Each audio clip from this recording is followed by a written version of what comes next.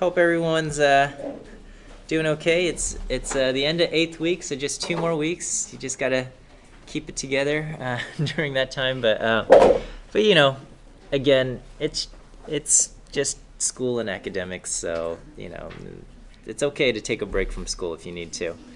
Um, I thought we will continue on in our Blackjack simulation study, case study. Again, I know you guys have a ton of other things going on at the same time, so I'm not going to be writing any exam questions or anything based on this Blackjack study, but I think it's a good one to go through.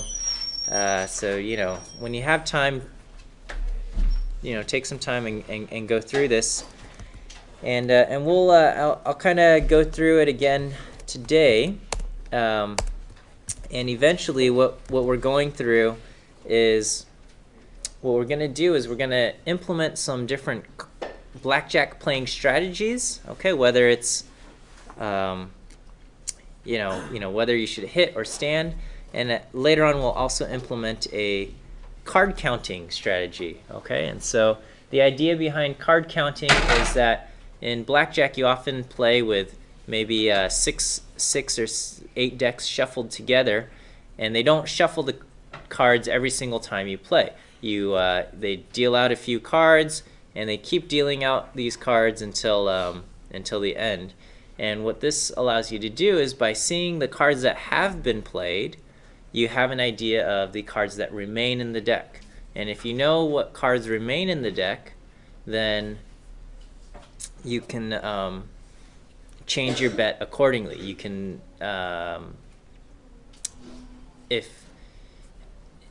in blackjack, aces and tens are considered favorable cards, where 2, 3, 4, 5, 6, these are bad cards to have. And so if you see a lot of 2 through 6s being played, then you know that there are more aces and tens in the remaining portion of the deck or remaining portion of the shoe, and so you can start to bet more because you feel like you're more likely to win because there's a lot more aces and tens left in the deck. But so we'll get to that point eventually today. Before that, we'll talk about implementing a strategy function. And the strategy function is going to tell the player whether it should hit or stand. Okay, so it's going to be dealt cards, and then this function will decide should you hit or should you stand. And so what the function will do is it takes a look at the current cards, and it takes a look at what card the dealer shows face up. So in blackjack, you get dealt 2 cards. The dealer deals himself 2 cards, but reveals one of them. Okay, you don't get to see both of the dealer's cards. You only see one. And if you don't know anything about blackjack, maybe the simplest strategy is to say that if the dealer is showing something like a 7 or higher, and you have less than 16 or 16 or lower, you should hit. Okay, otherwise you stand. So meaning if the dealer is showing an 8 and you have a 16, then you should hit, because chances are the dealer might have a 10 or something hidden, and you would lose. Okay. On the other hand, if the dealer is showing a 4 and you have a 16, then you should stand, because in that case, the dealer might lose to you or might hit and end up busting. So that's kind of the plan. And so we have the simple strategy, and we can implement that. Okay, so let me just load up all of the other code that we've written earlier. And so here we have our test cards, and we're checking to make sure all of our functions are working. And we did that. We created a function for drawing cards, a object-oriented print function, a method, function for what to do when we hit, function for what we do when we stand, function for what we do when we double down, and a function for what we do when we split. Okay. And so here we have all of this. Okay, we showed the dealer is going to deal himself until he gets 17 or busts.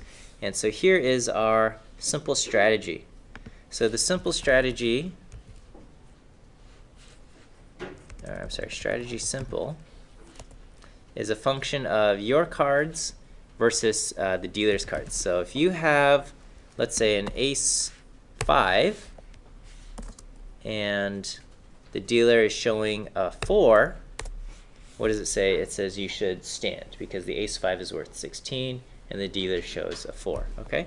Or if you have, let's say, a 10 3 and the dealer shows, let's say, dealer shows a 7, it says you should hit. Okay? So if you have 13, a 10 3, and the dealer shows a 7, you would hit. If you have a 10 3 and the dealer shows a 4, you'd stand. This is our simple strategy. Okay? And this will just return whether you should hit or stand. We can also just have an option to prompt the user, which will we can do, prompt user. Let's say you have a 10 3 and the dealer shows 7. This will say dealer shows 7, you have 10 3, which is worth 13. What do you want to do? And we will say we will hit. Okay? Over here. So we can put all of this together into a function for playing a hand. Okay? And the code here implements kind of playing hands in, there's like 3 iterations of this or 4 iterations of this. Okay? So we're going to just be able to, in our first iteration, it's a function of the shoe. Remember, the shoe itself is a function that shows us how to draw cards. The strategy, which will tell us whether we hit or we stand or what to do. And we start off with 2 hands. Our hand and the dealer's hand, which we do by calling the new hand function, which we wrote earlier. Okay, the face-up card is the first card that the dealer has. And what we will do is the action we take is going to be what the strategy returns, right? So the strategy is a function. So our strategy, if we use strategy simple, we would pass hands cards and face-up card to strategy simple, and it will return whether you should hit or stand. And then based on that, the action we take, if our action is to hit, we hit our hand and we get a new hand. Okay? And we call strategy to see if we need to take another action. Otherwise, if the action is a stand, we would stop. Or if we double down, our next action is going to be a stand here. Okay? And what this function is going to return is at the end, it's going to return whether we won or lost. Okay? So the winnings function is a function of our hand value and the dealer's hand value, and tells you we won, we won 1 point, or we lost a point, or $1, or we tied. So that is the play hand function. Okay, and so we can just try playing a hand here, and we could say if we played a hand, our first hand that we played, we won, and we won with a blackjack, so our winnings is 1.5. Okay. If I do play hand again, it says I won. Okay. And I play hand again and I won again. This time I did play hand and I lost. We could play hand again and I lost. So here, we don't really see what's happening. We're just playing hand, and it's just saying, here you won with a blackjack, you won, lost, won, and you pushed or you tied. Okay. So what we want to do now is we're going to create ourselves a verbose option. Okay, which is we're going to have the play hand. So it's going to be same function as before, but now with the verbose option. And it's pretty much the same function as before. And what we will do is we're going to say if verbose, it's going to print out information about what the dealer has and what we have. Okay, and then it will at the end of the day, it's going to return whether we won, came out ahead or lost. Okay. So I'm going to implement this play hand function, which just is the same as before, but it now prints out information onto the screen that gives us an idea of what happened. So let me just set my seed back again. So here, if I do play hand, we can see exactly what happened. 5, 5, 6, 9, the dealer busts. Ace 10, we stand, and that's a blackjack. And so we won 1.5. If I play hand again, we can see what happens. So remember, using the same seed, I have, blackjack, win, win, loss, loss, win, tie. So we can see exactly what happened. So here I won because I have 19, the dealer busts. We won again, I have 12, the dealer busts. Here the dealer got 18. I had a 3-10, which means I'm supposed to hit, and I got a 10, so I bust and I lost. Okay, and I play again and I lost again. Here I win with 21, and over here I play and we both tie at 20. So our winnings are 0. So now that we have verbose true, we can actually see the actions that took place when we ran the things before. Okay. Okay. So that's play hand. And lastly, we're going to modify our play hand to allow it to handle splitting cards. Okay. Because before we only did hits and stand. Oh, and we did have double down, but our simple strategy never actually did anything with double down. So if we take a look at this, pretty much it's the same as before. We're going to just say, what is the strategy? Do we do according to our strategy, what action should we take? And it says we can either stand or hit. If we double down, the function we call is double down, right? And notice that here we're going to do the action we do is we hit the hand, and that updates our hand accordingly. Okay. And over here, if the action is double down, the action we do is we double down on the hand and we update our hand accordingly. Things like that. When I split the pair, split pair, if you recall what we covered on Wednesday, split pair returns 2 new hands, right? It takes one card, a card from each, it splits it, and it returns 2 new hands. And so what we want to do now is, now that we have 2 hands, we want to play those hands accordingly. Okay? And so what we do is we do a recursive call, and we call play hand from inside the play hand function itself. We're going to say, now that we split the pair and we have 2 hands, we're going to play those 2 hands. Okay?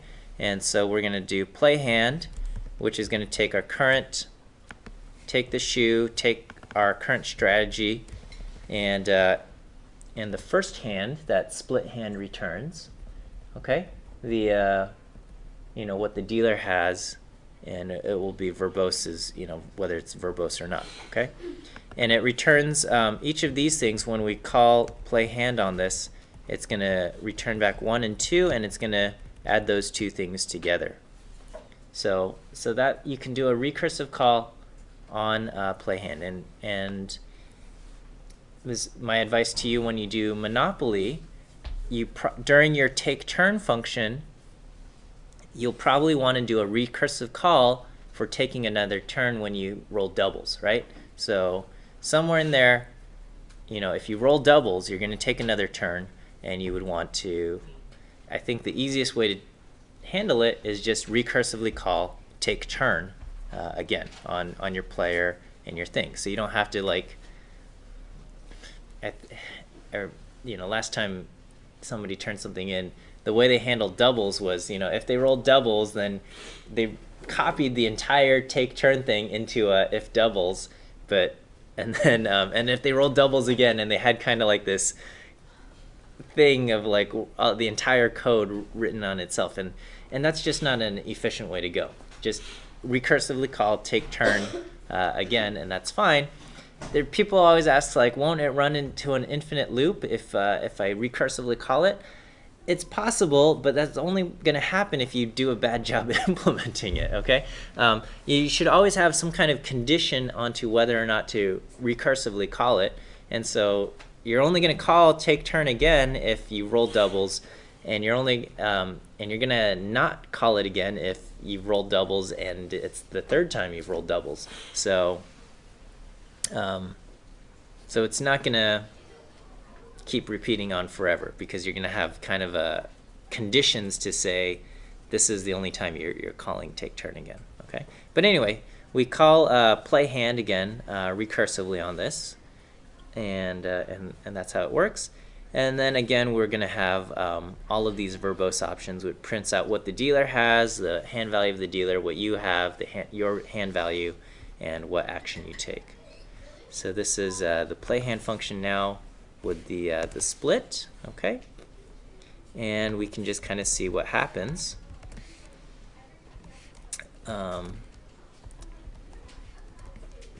And so let's so this is with the simple strategy. We can try running. So here, we have 11, so we will we'll double down. Okay, and the dealer busts, and I double down, so my winnings will be 2 rather than the normal 1. Okay, which is great.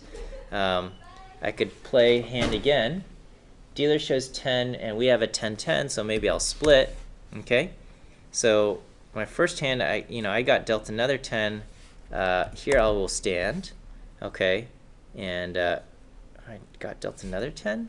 This is crazy. Okay, so I got 2 things, but we all pushed. Okay, so everybody just got a whole bunch of 10s. But we don't have any checks, so technically I'm not allowed to split this, but I can try splitting it, and it has allowed me to. So I'm going to split this one, and I'll hit this one, and I'll stand there. And so in this case, I won this one with a 20, and I lost this one. 20 versus 18 I won. I lost this one 17 versus 18. So my net winnings between these 2 hands is a 0. Okay, when I did the split. Okay, technically this is not allowed. You can't split a 9-5, but we don't have a check to make sure that you're allowed to split or not. So that's what we have there. Okay, is that all right with all of these functions of running? Okay, so again, our play hand, it's a function of how to draw the cards. Strategy, which is whether to hit or stand. This strategy will tell us what actions to take, and then verbose will tell us details. Okay, so Blackjack has been studied very thoroughly. All of these things that involve money and gambling, these have all been studied thoroughly, because academic stuff where there's no money, people don't study it as thoroughly. But as soon as money's involved, people are very fascinated, right? Okay, so anyway, with Blackjack, they've come up with, this is the agreed upon what you should do in terms of the best way to play when you go to the dealers. Okay, go to the casino when you play. If you have a 17 through a 20 and the dealer's showing any of these things, you're going to stand. If you have a 16 and the dealer's showing a 6, you stand. But if the dealer's showing a 7, you hit. And then if the dealer shows any of these things, SU means surrender, which is not implemented in our thing, but so we would just hit. Okay. Here we have D or H. D for doubling down. H if you're not allowed to double down, right? So if you have only 2 cards, you can double down. But let's say you got dealt a 2 and a 3. Okay, you're gonna hit because you have a 6, right? That's a terrible hand. So or a 5, and you get hit. And let's say they deal you a 6. Now you're at an 11, but you can't double down anymore. So if in any of these cases you would hit, not double down. Okay. There's things called hard totals and soft totals. In a soft total, that means you have an ace that's worth 11, and it's called soft because if you were to bust, then that ace will shrink back down.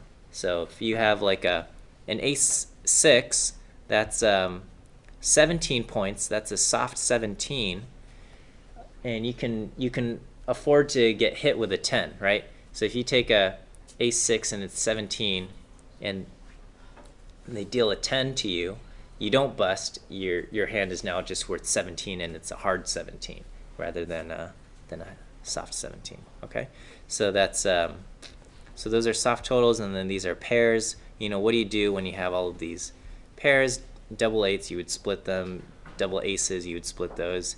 With two tens, you would stand. Okay, unless the count is crazy high, but that's a different different story here. Okay, so this is the optimal strategy, and we've implemented that into a CSV file that I've also uploaded to CCLE, and we can create a lookup table, and we can see, you know, the lookup table, it's got whether it's a hard total, the value, and whether you should stand or hit. Okay, so this is just kind of an expanded version of the Wikipedia table, or not expanded, but just it is the Wikipedia table, and you know, whether you should split or double down or hit. Okay, it doesn't have any surrenders, so those have all the surrenders have been turned to hits. Okay, so that's the lookup table, and strategy optimal is basically just going to return whether you should hit or whether you should stand or double down or split based on what this lookup table says, right? So, you know, if you went to Vegas, I don't know if they would allow you to carry a little piece of paper of what to do. You know, they might. You're not allowed to use a cell phone or a computer at the table, but maybe they'll allow you to use a little piece of paper. You can always ask the dealer what you should do. The dealer will generally give you good advice because they're not paid on whether the casino makes money or not. They're paid by the hour. So, and they know if the player wins, they're more likely to get a good tip. So they're generally going to help you if you ask them, what should I do with my hand here? Okay, so with the optimal strategy, basically what it does is it says, you know, if you've bust or you have blackjack, you're going to stand. Okay. On the other hand, all of these other things, we're going to see what the dealer has, and you know, if you have an ace, then that might mean you have a soft total. Otherwise, you've got a hard total. Okay, taking a look at all of these things to decide whether your total is soft or hard, and then it's going to decide to look up the table. So based on what type of thing you have, it's going to subset this table using making sure whether it's soft or hard is looked up here, and whether and what value you have gets looked up, and the column, which column to go to, is using the column names by looking at the dealer hand. Okay, and so we do all of this, and we decide what to do, and then if it's D or H, we double down if we have only 2 cards. If we have more than 2 cards, we would hit, or DS, same thing, double down or stand. So this is strategy optimal, and we can just kind of see if this works. Okay, so if you are dealt a 4-1-6, 4 ace 6, what is that worth? 4 ace and 6, that's worth 21, right? Okay, you're playing blackjack, your ace is worth going to be 11. It's a soft 21, but you're gonna stand. Okay, so we would say if I have a 4-1-6 and the dealer has a 3, what do I do? We would stand, and we can just kind of just test this out and just see, is strategy optimal? Strategy optimal says I would stand here. Okay, a 3-2-6, what's that? 3-2-6 is worth 11. Dealer's showing 3. What should I do? I would hit, right? If I have a 5-6 and a 3, and the dealer's showing a 3, what should I do? Okay. We would hit, but we would actually double down. So if we look at our table, if I have a 11 and the dealer's showing 3, I would double down if it's allowed. If it's not allowed, I would hit. Okay? So at the 3-2-6, I'm not allowed to double down, so it says you're going to hit. At the 5-6, I am allowed to double down, and so I double down there. Okay? And so this is stop if not is basically going to just check to make sure all of these things are true, and when it's not true, it stops. Okay, so I think the code currently, there's a deliberate error here, and so stop if not, when you run it, it's going to run and say this is not true. 61516 is not a hit. Okay, so if I have a 6151, that's a hard 13. A hard 13 versus dealer showing a 6 is not a hit, but it's a stand. Okay, and so the strategy optimal runs through this. This works. Okay, so we can do set seed, and we can just see what would happen. And maybe I'll just do like 5 games here. We'll do verbose is true, and we can see what happens. Okay, so with the optimal strategy at 3, 10, 10, 0, you know, we stand and we win, and you know, in all of these cases we've won. And over here, over here we had a tie, and over here I bust and I lost. Okay, so this is implementing the optimal strategy here. Okay, and we can see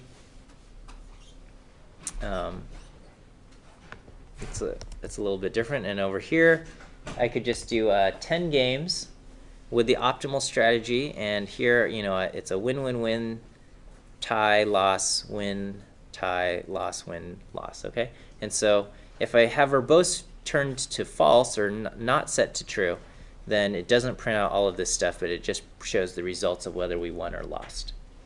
Okay, so with this, I can run 1,000 games. Okay, play 1,000 hands and see what happens. So after 1,000 hands, we can just kind of get an idea of, you know, did I win? The average is I lost about 3 cents per hand.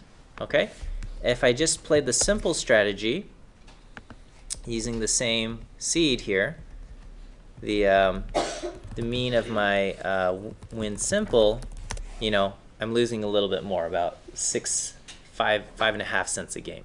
Okay, and we can after 1,000 games, we can kind of plot these densities, and we can see what happens. So the green line is the optimal strategy, and we can see there's 2 peaks at losing -1 and winning with 1. And under the optimal, because I can also split or double down, there's also a little there's the possibility of coming out ahead with 2, and then because I can also split or double down, I can also lose 2. Under the simple strategy where I hit or stand, I'm either only going to win 1 or lose 1, and so I don't have any peaks at 2 and -2 here. Okay, and then sometimes we push or we tie with the dealer. So this is what we have, and so we can see between the simple strategy and the optimal strategy, there is a little bit of a difference between the average winnings, and it seems like the optimal strategy causes us to lose at a slightly slower rate than the simple strategy here. Okay, and we can do we can create a payoff function. Okay, so what a payoff function does is I can do 1,000 games of strategy optimal, and the shoe is the shoe.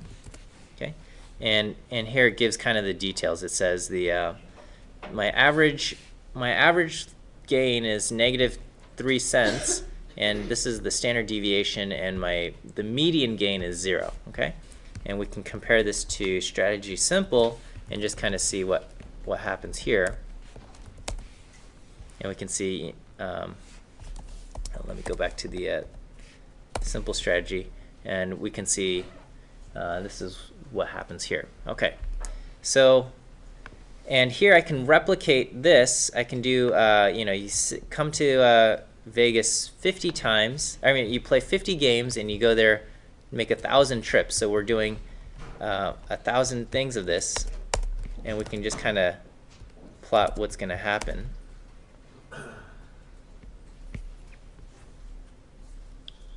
Okay, so this is 1,000 trips to Vegas, and each trip you're playing 50 hands of blackjack. Okay, and so this is, you know, this is after only 1,000 trips, so maybe this is not fully well defined, but we can kind of see a slight difference between the simple and the optimal strategy. This is kind of like your average winnings after 50 games, and with the optimal strategy, you know,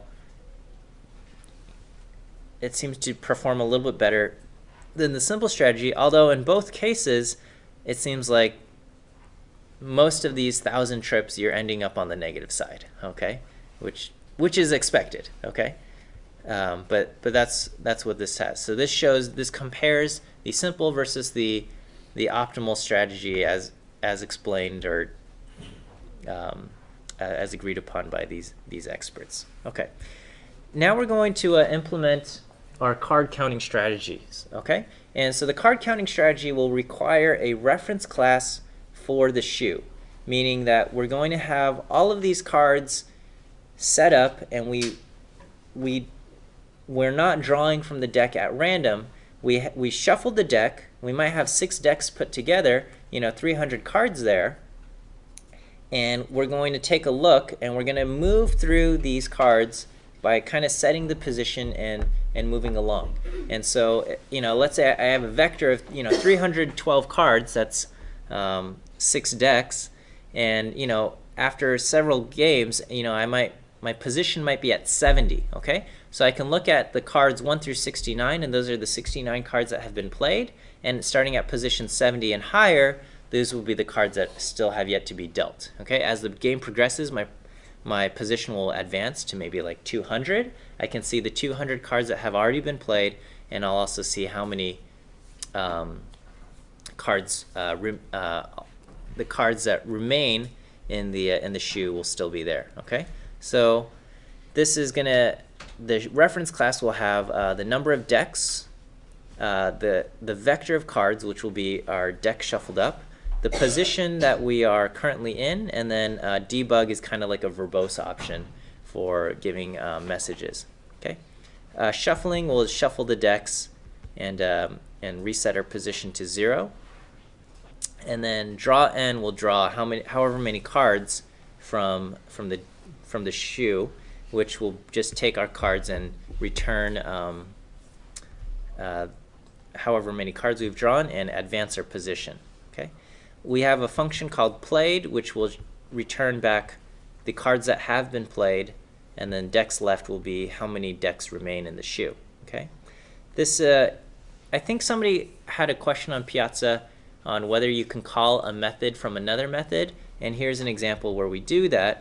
Here we have a method for shuffling the shoe, and over here when we draw cards, we would shuffle the shoe if the number of decks left in the shoe is less than or equal to 1. Okay, so when we have only 1 or fewer decks left in the shoe, we would call shuffle. So we're calling the method from another method. So this is going to set a reference class. I'm going to create a function to create new shoes using shoe $new, and I just wrap it around here. So here's a shoe with 3 decks. So my shoe, if I look at it, there's 156 cards in it, and from my shoe I can draw a bunch of cards. Okay, and if I keep drawing 12 cards, here I'm at position 60. Let me just keep drawing a bunch of cards. At a certain point, I can ask how many decks are left. Okay, here I have less than 1 deck left, so when I draw cards again, it's going to shuffle the shoe before dealing out new cards. Okay, whereas before, all of these cards we could see have come from this exact kind of defined sequence here. Okay, and we can kind of implement a shoe, and we can take a look at the cards in my shoe, and we could see that when we play, our cards will have start off with a 9, 2, 7 and a 9, 7, 10. Okay, 9, 2, 7, 9, 7, 10. Those will be the cards, and we can try playing 3 hands with verbose true, and we could see that indeed the cards that get played are 9, 2, 7, 9, 7, 10. Okay, which is exactly what we expected coming from the shoe here. Okay, so that's what happens there. With and we can just implement this and accordingly. Okay, this is how we're going to implement our card counting system. Okay, to count cards, one of the basic methods for counting cards is to say to increase the count when quote bad cards are dealt, and decrease the count when good cards are dealt. So the good cards are an ace and 10. If you draw an ace or 10, this will cause the count to go down. If the bad cards are 2, 3, 4, 5, 6, if those cards are dealt, the count goes up. And 7, 8, 9, those do not affect the count. Okay, and so that's what we have going on here.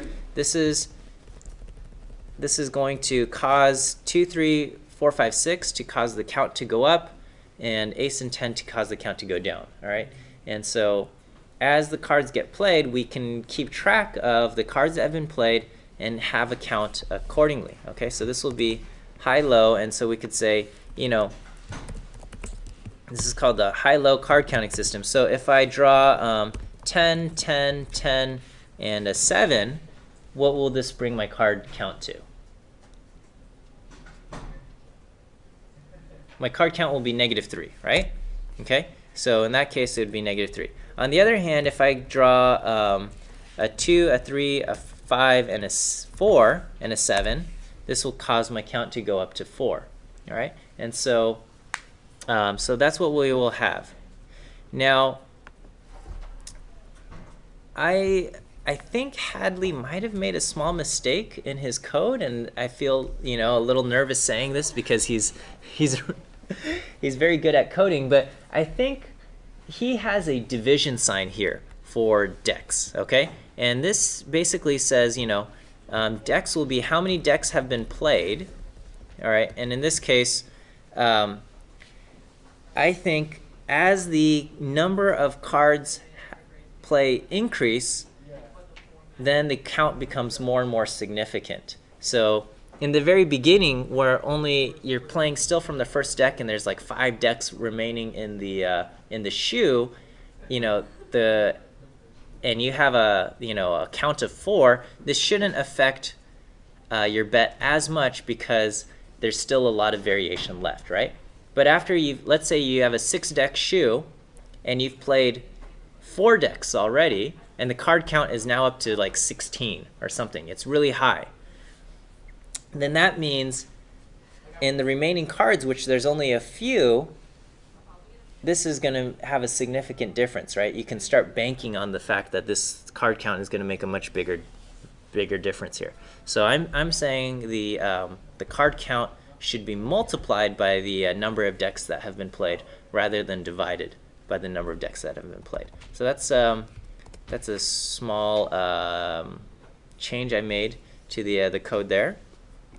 And here is just going to be, we're going to modify our bet based on the count, and that's all we're going to do. And here we can start calculating payoffs based on our count. Okay, so what we're going to do is we're going to do count payoff here. And so what this will do is we're going to have two things here. We got play hand, which is going to return whether we won or lost. And if we were not counting cards, then we would be betting the same. We would be betting, you know, 1 or 1 every single time, and we would either come out ahead 1 or lose 1, maybe twice 2 or -2 if we double down or something like that.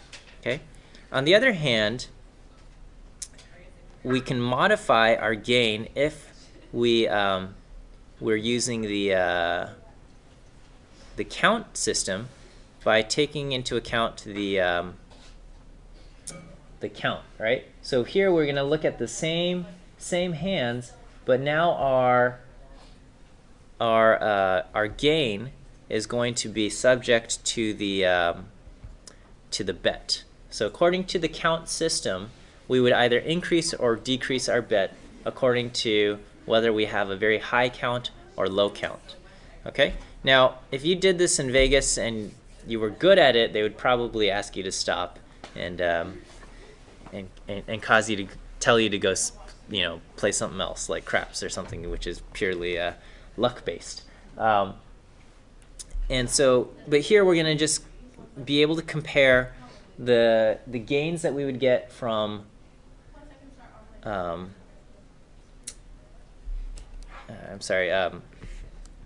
from not altering our bet, and compare that to the gains from when we do alter our bet. Okay, and so here is our count payoff function, and we can just try to see what would happen. Okay, so we're going to create a new shoe, we're going to set the seed, and we're going to play a whole bunch of games. Okay, so this is 1,000 trips to the casino, 50 games each. Okay, and we can kind of see, so it's taking a while.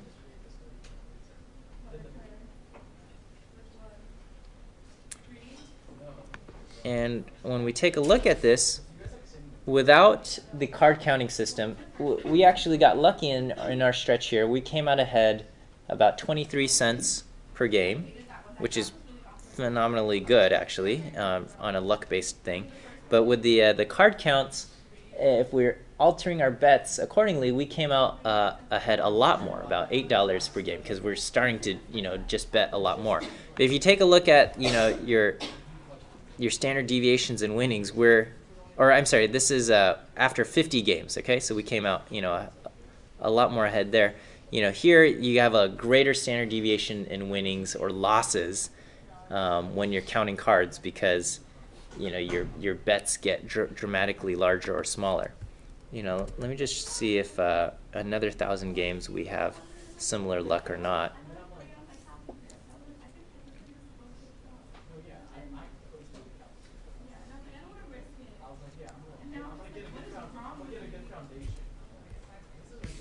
Still running here. Okay.